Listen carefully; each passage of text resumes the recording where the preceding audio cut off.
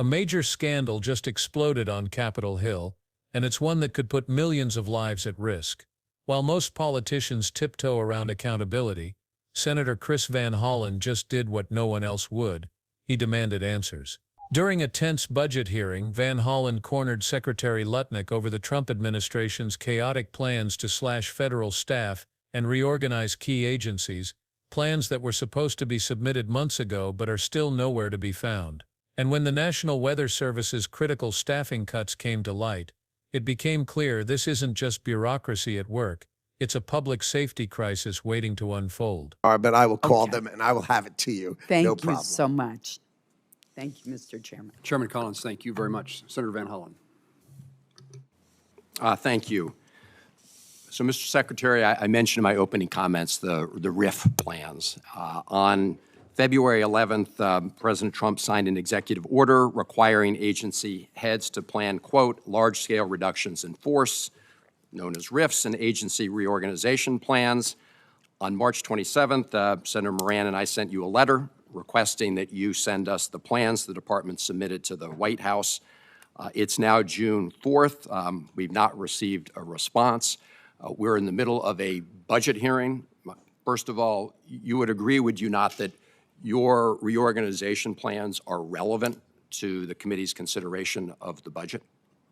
I think our proposal for the budget is clear, so I think it takes those things into account. Mr. Secretary, let me ask you this. Are you going to provide us with the reorganization plan, and when?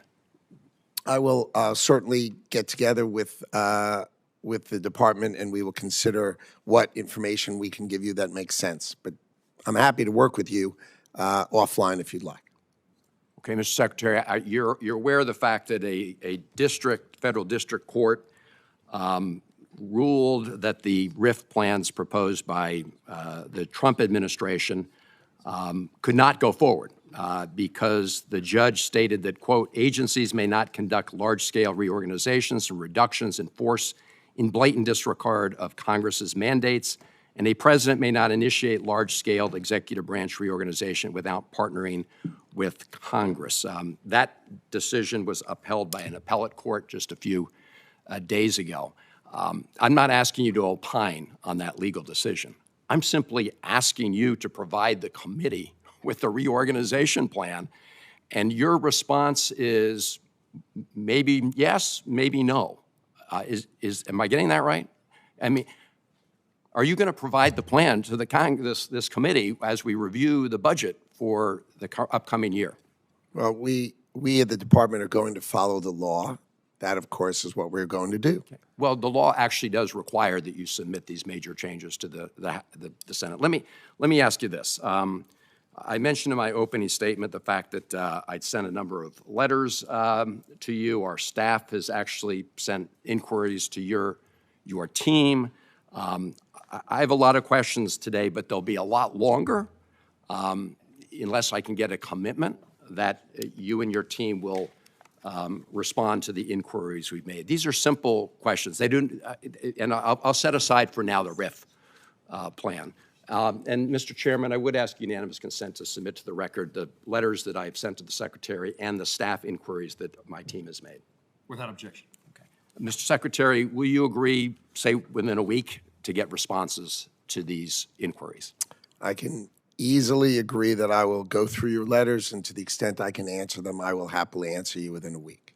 Well, when you say, I don't know what the letters this say is an oversight as I sit here right question. now. So. Well, okay, Mr. Secretary, their question. I'll read through some of them later in the hearing.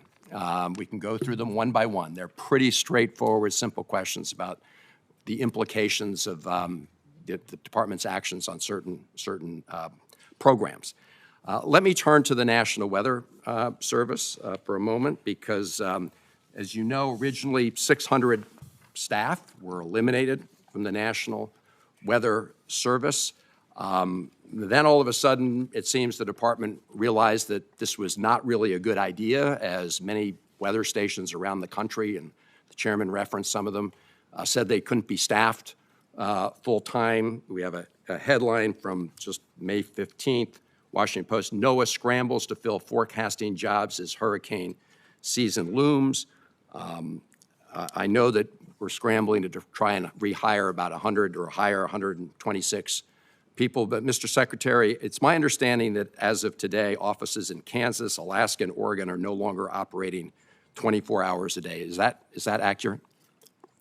The department employs 2,100 meteorologists and hundreds of other forecasters, okay? This is less than 5%. We are fully staffed. There are no openings on the National Hurricane Center, zero. It is fully staffed. We are fully ready for hurricane season, and our meteorologists Mr. Secretary, are fully staffed. you did not answer Fully the, staffed. you did not answer the direct question about whether those weather offices are open full time, and it's obvious that you all made a huge mistake. I mean, you've acknowledged it by having to rehire 126 people. But can you just comment on whether or not those offices I mentioned are operating 24 We have hours a not day? made a huge mistake. I did not say such a thing. I didn't say you did. It's pretty obvious from the actions. I will. As I said, you fired News 600. report You're was rehired. inaccurate, obviously. Obviously. Obviously. We're happy to follow up, and you can provide the facts. Sure. Thank you, Mr. Chairman. Mr. Secretary, in Kansas, we have lots of The Trump administration's attempt to drain the swamp had an unexpected consequence. It paralyzed the very agencies meant to protect the American public. We're talking about the National Weather Service, the agencies that issue crucial storm warnings to save lives. But months after an executive order called for large-scale staff cuts and agency reorganizations, the plans were nowhere to be seen. Senator Van Hollen knew something wasn't right, so he decided to do something about it. When Senator Van Hollen sat down with Secretary Lutnick at the Senate budget hearing, he wasted no time cutting through the bureaucratic fog. He made one thing clear: he wasn't asking for excuses or vague promises. Van Hollen was demanding answers on the reorganization plans, and more importantly, the devastating cuts to the National Weather Service, which could endanger the very people these agencies are meant to protect. Let's take a step back for a moment. Back on February 11th, President Trump signed an executive order that required federal agencies to plan large-scale reductions in force, known as RIFs. Essentially, it was a plan to cut thousands of federal employees and restructure agencies across the board. The reorganization plans were supposed to be submitted to the White House by the end of March, but as of June, these plans were still nowhere to be found. Senator Van Hollen and his colleague Senator Moran weren't going to let this slide. On March 27th, they sent a letter to the administration requesting these plans. They were promised transparency, but what did they get? Silence. Nothing. Not a single response. Now, if you were in Van Hollen's shoes, wouldn't you be furious? The very agencies meant to protect the public, like the National Weather Service, were being gutted, and the administration refused to answer why. But Van Hollen wasn't going to back down. He wasn't going to let this become another one of Washington's infamous black hole scandals, where key issues are swept under the rug. Instead, he turned up the heat and made the reorganization plan a national issue, but things got even more intense. Van Hollen didn't just ask for the reorganization plan, he brought the law into the conversation. A federal district court had already ruled that the Trump administration's RIF plans were unconstitutional, specifically pointing out that large-scale reorganizations can't happen without Congress's approval. The ruling was clear: the president can't unilaterally decide to restructure the government without consulting Congress. So what did Van Hollen do next? He dropped the hammer. Is your department going to provide the reorganization plan or not? He asked, pointing out that the law required the administration to share these plans with Congress. And what did Secretary Lutnick say? His response was vague, full of hesitation, and completely unsatisfactory. Lutnick tried to deflect the questions, but Van Hollen wasn't having it. He didn't let Lutnick dodge the issue, instead demanding concrete answers and a clear timeline for when the reorganization plans would be submitted. But what really set the tone for the rest of the hearing was when Van Hollen brought up the larger picture, the serious consequences of these delays. You see, while Lutnick was dodging questions, the National Weather Service was falling apart at the seams. Originally, 600 employees were fired as part of the reorganization plan, but as the hurricane season approached, it became painfully clear that this was a huge mistake. Weather offices in Kansas, Alaska, and Oregon, critical areas for storm monitoring, were no longer staffed 24/7. These are the regions that need full-time weather coverage, especially during severe weather seasons, yet they were left vulnerable. It's not just a staffing issue, it's a national safety crisis. Let that sink in for a moment. The National Weather Service, which issues life-saving warnings for everything from hurricanes to flash floods, was severely understaffed, and key offices were struggling to function properly. Kansas, a state at the heart of Tornado Alley, was no longer receiving round-the-clock coverage. Alaska, the state that faces extreme winter weather, was at risk of missing vital forecasts. And Oregon, where wildfires ravaged communities,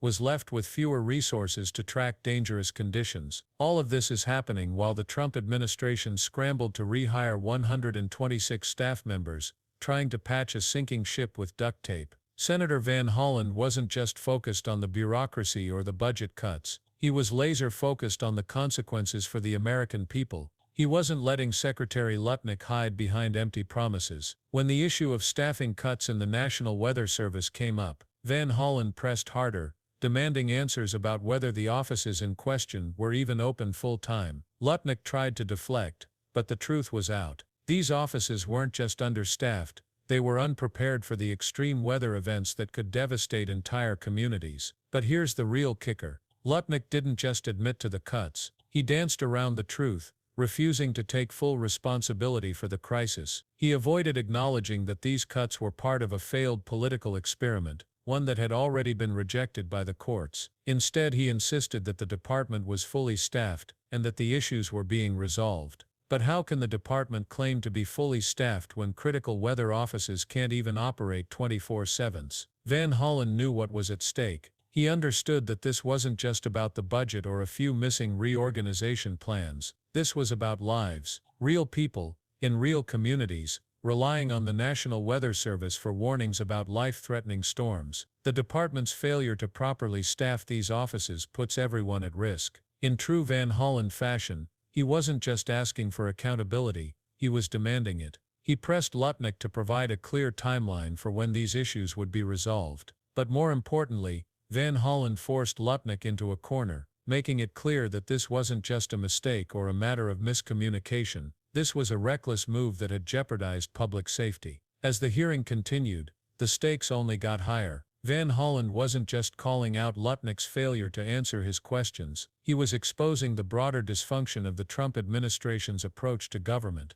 By pushing back against transparency, by dragging their feet on crucial reforms, the administration was making it harder for the American people to trust in the institutions that protect them. This wasn't just a bureaucratic mess, it was a national crisis waiting to happen. So what happens next? Will Secretary Lutnick and the Trump administration finally come clean about their reorganization plans? Will they answer the legal demands and provide Congress with the information they need to properly assess the budget? Or will this just become another example of Washington dysfunction, with public safety hanging in the balance? The pressure is on. Van Hollen has set the marker. Now it's time for Congress to decide whether they'll stand up to executive overreach or fold like they usually do. What do you think? Should Congress take a stronger stand against the administration's chaotic handling of federal agencies? Are we risking more lives in the process? Let us know in the comments below. And if you found this video eye-opening, don't forget to hit the subscribe button. The next video is even more controversial,